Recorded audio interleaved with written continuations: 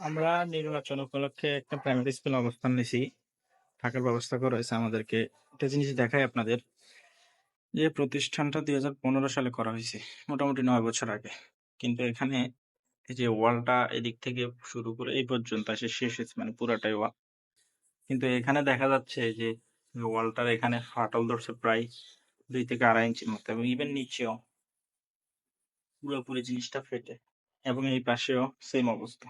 এখানে 1 থেকে 1.5 ইঞ্চি ফাটল, উপরে একটু কম। এটা একটা ফিমেল ওয়াশ ব্লক। মেয়ে স্টুডেন্ট যারা আছে ছোট ছোট ওরা ইউজ করে, পাশাপাশি টিচার্স দেওয়া তো এখানে টিচার্স রুম এটা।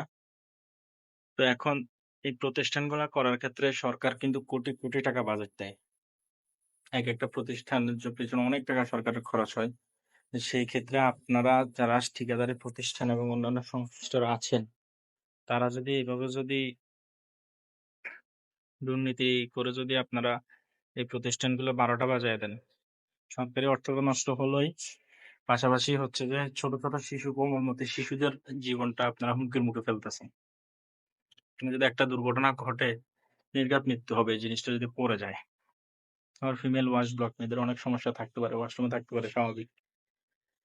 এগুলো আসলে সরকারের টাকা নষ্ট, পাশাপাশি বাচ্চাদের জীবনগুলো হুমকির মুখে।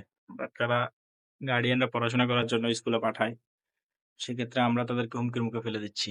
ঠিকাদারি প্রতিষ্ঠান, স্কুল কমিটিতে যারা আছেন বা সংশ্লিষ্ট যারাই আছেন, আমি সঠিক জানি না কারা কারা আছেন এর সাথে সংশ্লিষ্ট, এগুলো আসলে দেখার বিষয়। এটা এভাবে করাটা ঠিক না। এটা একটা রাষ্ট্রীয় সম্পদ। একটা প্রাথমিক বিদ্যালয় একটা রাষ্ট্রের সম্পদ। সেই প্রতিষ্ঠানটার যদি অবস্থা 12টা বাজায় দেন, তাহলে আর চলবে কিভাবে দেশটা?